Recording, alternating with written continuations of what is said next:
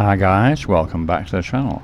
So this video is the second in a series of chat advice videos about mistakes you could make in Pattaya and how to avoid them while we have a walk around Terminal 21 on a Saturday afternoon. Last Saturday. Now this is really to not only to show you Terminal 21 because many of you have never been, but to show you how busy Pattaya is at the moment. It's just the festive season's just finished. We're mid-January and it's reasonably busy still, reasonably busy. But we'll go. What we'll do is we'll go in and we'll take the first escalator, which goes right to the next to the top floor, and then we'll go up again to the very top, which is where all the food courts and the food area and everything is. So we'll go up there because that is the busiest part of the whole place, and we'll go up there and we'll start from there and we'll have a chat. Now one of the things which I'm going to chat about is basically it's a fairly new, a more recent phenomenon, something which has just started to happen since COVID. It never happened much, very little happened before COVID, but it's happening more and more, unfortunately. So, and what that is drink queens. So we're going to have a chat about drink queens. And it never existed before COVID, hardly, because before COVID, Pattaya had too many girls. There's the San Francisco bridge there. This is the San Francisco level, by the way. Had too many girls. And any bar could replace any girl who was not working properly or being a drink queen or whatever. She could have been replaced very, very easily. They kick her out, and an hour later they get a new girl in. But this sort of excess of girls kept the wages down. So a girl couldn't make the money her family needed just from the wages, which were sort of 6,000 to 10,000 baht a month, you know. So she had to have drinks money, and even that wasn't enough. So she had to bar fine in order to get enough money to support the family, and many of them have children, to support the children and the parents and everything up in Isan or wherever she comes from, and she needed to bar fine. Then lockdown came for 2 years, and the girls had to find an alternative source of income, and a huge proportion of them turned to the internet, using things like OnlyFans, and also using the internet to find sponsors, especially the better looking ones. They're the ones who've really done well on the internet. And now this had the additional benefit for all of these girls who had children, especially, by giving them time with their families and the parents and everything, and they stayed with their families but still made money. So when Pattaya reopened, many of them have just continued working on the internet and have not bothered to return because they're making enough money from the internet. That is what is one of the consequences of COVID, unfortunately. And it means that even though there appears to be plenty of girls in Pattaya, right now, there really isn't enough for the huge number of bars which have just reopened very recently. Brand new ones that were never bars before, like the pharmacy one and other ones, and they're now all turning into bars. The older ones are reopening, and girls are in very high demand, especially the good looking ones. Now, with there being a shortage, this has forced the bars to offer much higher salaries than they ever did pre-COVID in order to attract and keep a selection of girls. Now this is wonderful for the girls. Now let me just interrupt the chat for a second because I want to show you Pier 21, which is the food court on the top floor of Terminal 21. Now if you look at it, it's absolutely heaving packed. This is about, I think, early afternoon. I remember rightly, 1 o'clock, 2 o'clock, something like that. But the thing is that they've deliberately put it in the most inaccessible part of Terminal 21, which is the very top floor right at the back. Now, why would you do that? It does remind me of, I remember years ago I was in Las Vegas and went in a casino, and because they had like an offer of free food and everything, you know, or low price food or some special offer bargain, and you had to walk all the way through the casino past all the slot machines to get to the food area, the food restaurant right at the back. And this is obviously to gamble on the way, to tempt you. Now this is the same thing, I think, because they've deliberately put it in the most inaccessible part, and it's such a bargain. You look at the prices. I'll just bring a couple up and show you in a second. But the prices are street food prices. I mean, really, like, you know, the barrows which you see all around Pattaya here and there, everywhere, and they're like 40 baht for a meal and things like that.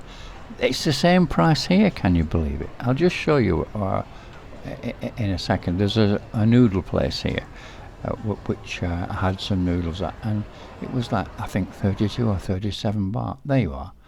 I mean, that's like so cheap, incredibly cheap. 37 baht. How much is that in proper money? Yeah, that's like $1 or 80p or something, or you know, it's just crazy cheap, crazy cheap. Anyway, I just thought I'd show you this, and then we'll continue with the chat. But just look around at how busy it is. It's certainly, there's lots of tourism here now again. The demographics have changed, but there's lots of tourism. Anyway, let's get back to what we're talking about, shall we? Just giving you an update on the sort of wages these girls are making. I mean, some girls, for example, people I know, girls I know, I have chatted to, are getting 1,500 baht per day as a basic wage. Plus, say, some will do 20 to 30 drinks easily, and more than that. At 50 baht commission a drink, that's 1,500 baht again. So that you're looking at 3,000 baht a day, plus tips.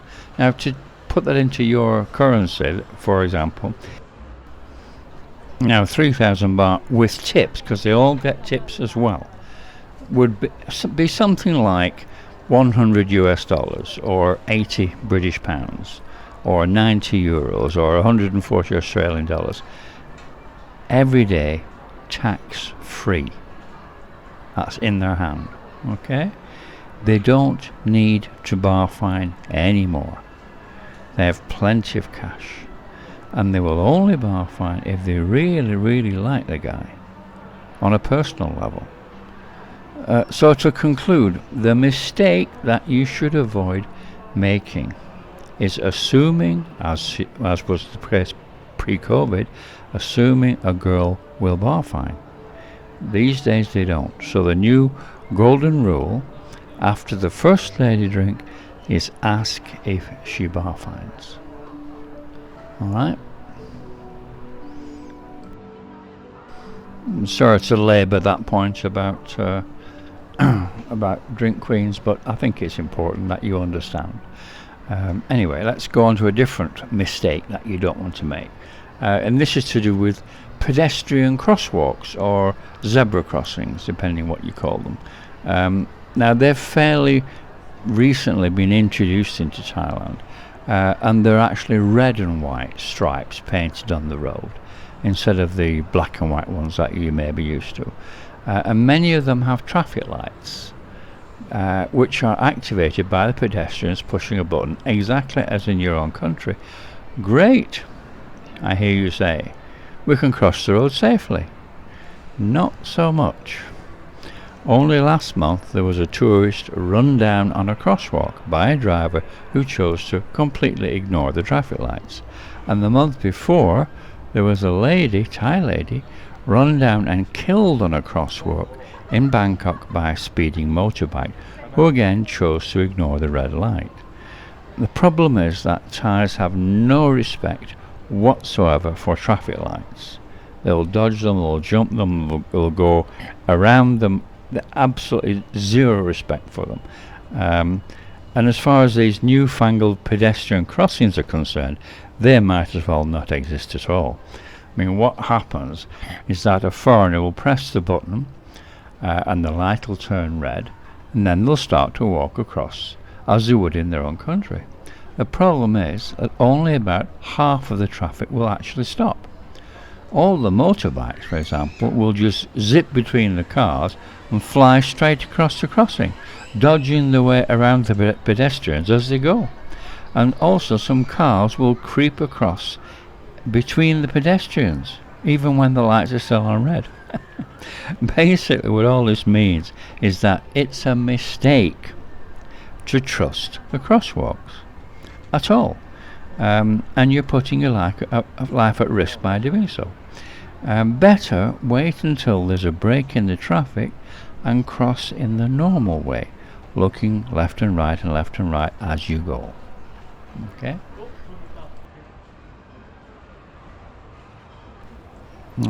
Just going back to the subject of bars and bar fines and things, it's a big mistake to pay up front in full.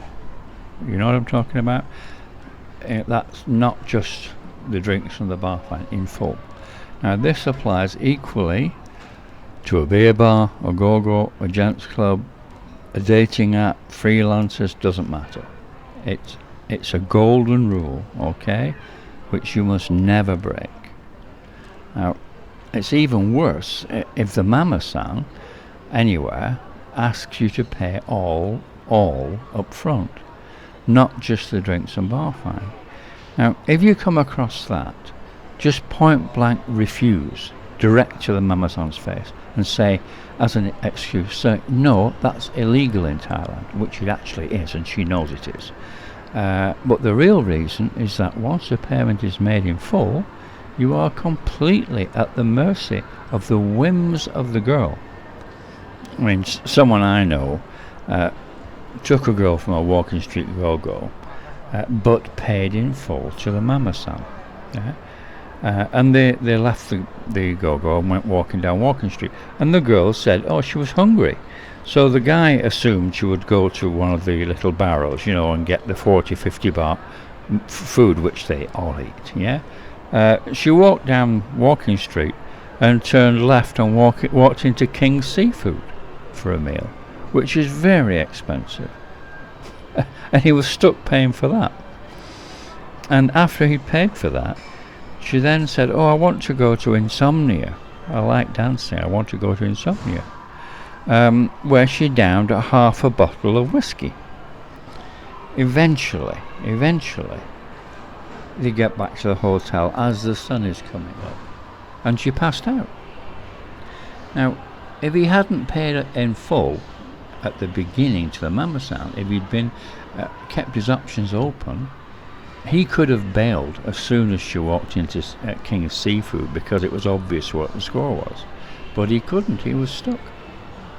Now, do not pay everything up front. Never, never, never. Okay, golden rule, do not break it. Big mistake to do that. Okay? Right, let's go on to something else.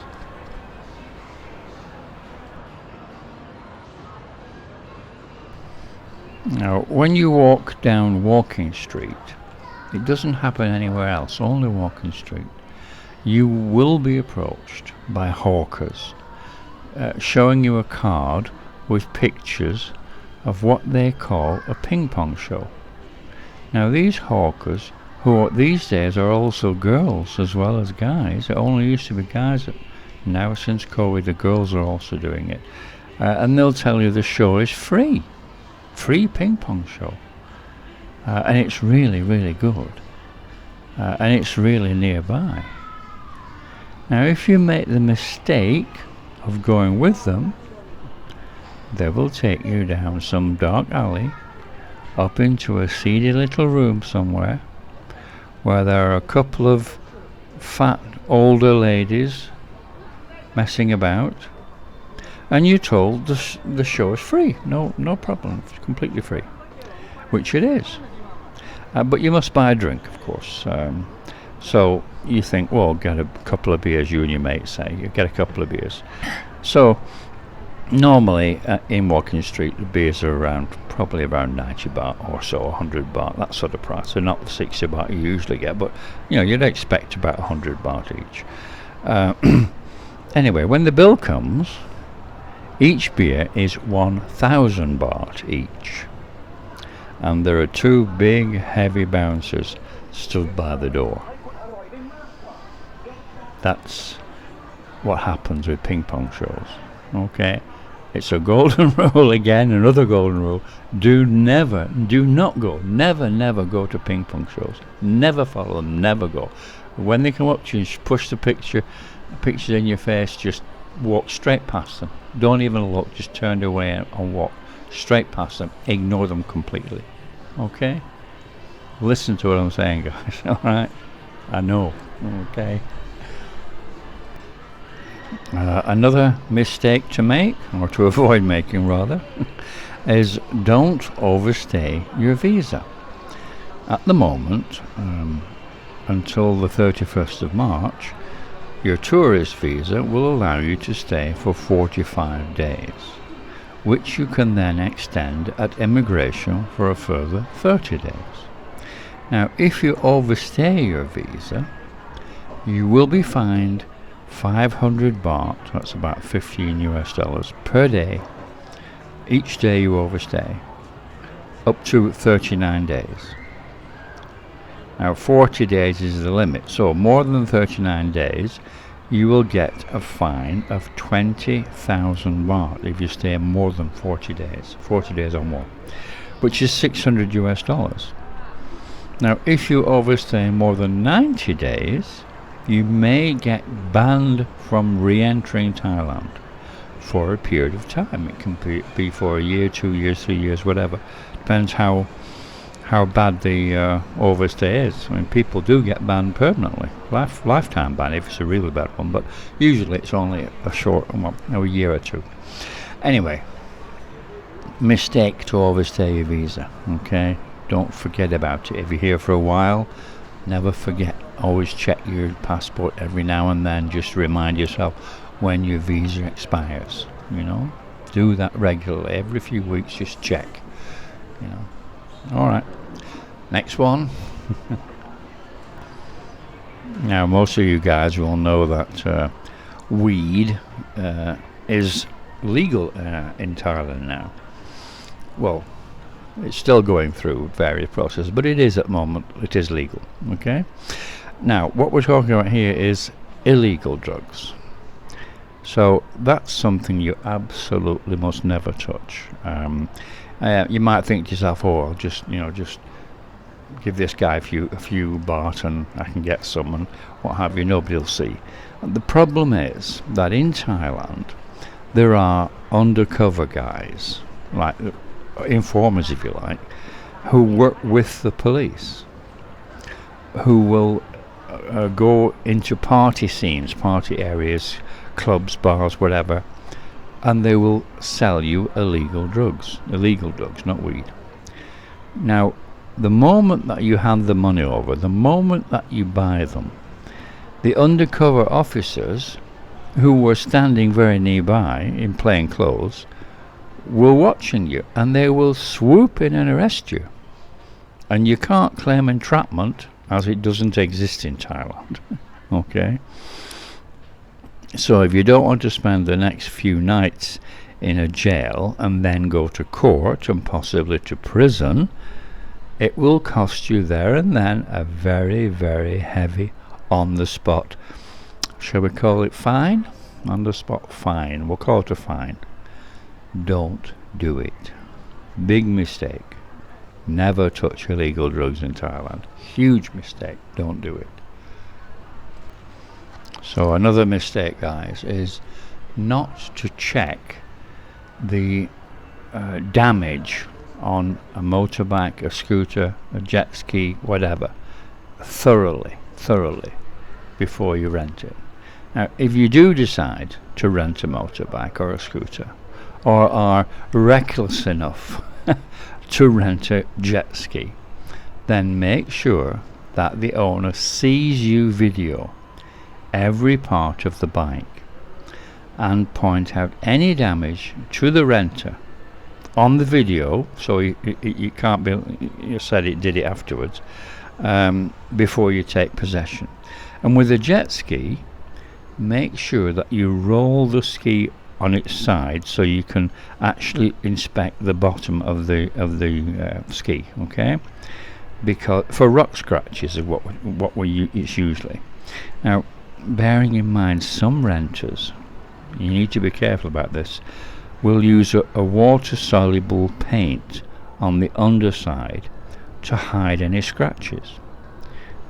So when you go then and take the jet ski into the sea, this water-soluble paint gets washed off from the waves and water, everything. You're speeding around, you're washing it all off, and it becomes visible on your return. So you get blamed for skimming over some rocks, and you'll get a huge repair bill. Another thing when renting in Thailand is never give the renter your passport at all, okay? Only ever a photocopy, which you should keep with you all the time, and take a photocopy if you intend to rent anything, because you can be blackmailed. Simply, it's blackmail into paying for damage which you didn't do, because they will just refuse to give you back your passport. And you obviously, when you do a rental, you'll sign a contract, and you call the police and say they're scamming me. Police will look at the signed contract, chat to the guy. Don't forget the police are in on it. He wants his brown envelope, and the police will say, well, you signed the contract, so you have to pay. That's what happens, okay? Don't, basically, never rent a jet ski, never. And if you do rent a motorbike, check it thoroughly and video it, and make sure they see you do that, and have the guy on the video as well saying, yes, okay, I agree, you've done it, you know? Okay, don't get caught with that one.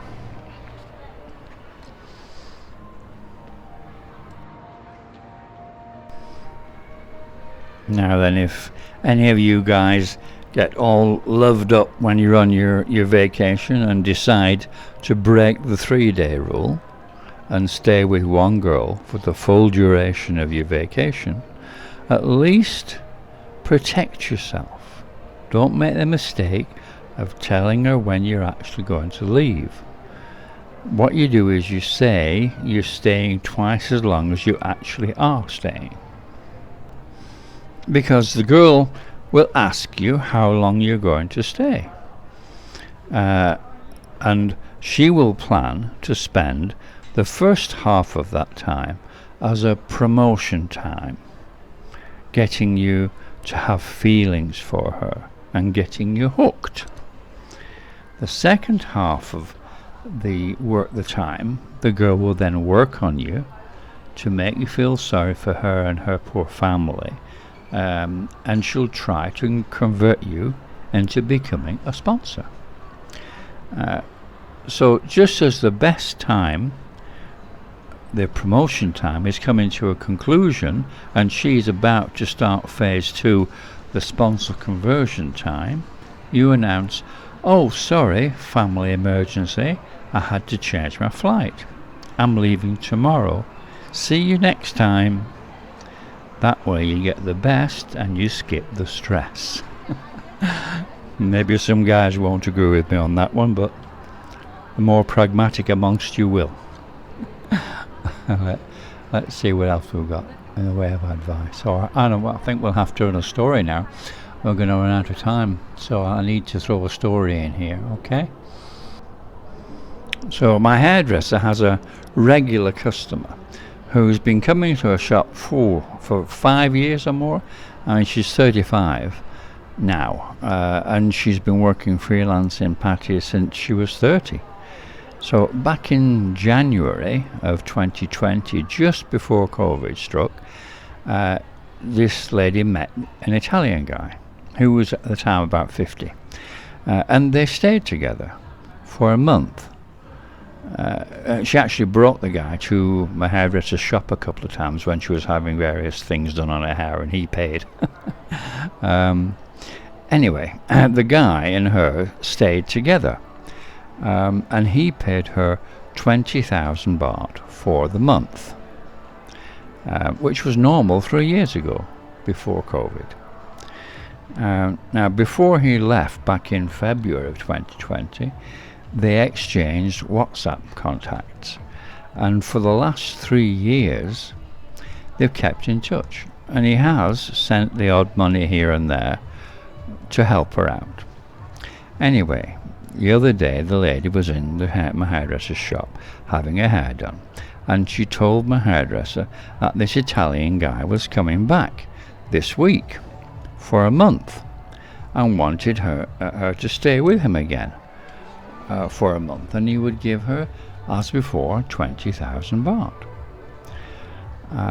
And the lady told my hairdresser that she doesn't want to see him again because she can easily make 40 to 50,000 baht a month these days with all the ladies' wage increases after the COVID reopening. So she told the guy that her mother was sick and she had to return to Buriram, so she couldn't see him. Anyway, yesterday the Italian guy turns up at my hairdresser's shop asking if she's seen the lady and if it was true that her mother was sick and that she had gone back to Buriram. Well, my hairdresser really didn't want to get involved at all in this, and she doesn't want to lie, so she just said, "I have no idea what that lady's plans are," which is true because she doesn't really, and left it at that. This is Thailand. Anyway guys, thank you very much for watching. Please subscribe and like and share and make comments. Tell me what you think about the stories and everything, and have a look down at Patreon. If you want to help support the channel, you can do that, and I shall see you on the very next video. Thanks for watching, guys.